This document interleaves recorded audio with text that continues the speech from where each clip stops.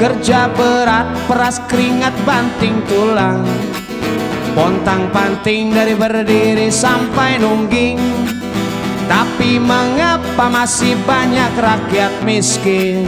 Apa harus budidaya kalajengking?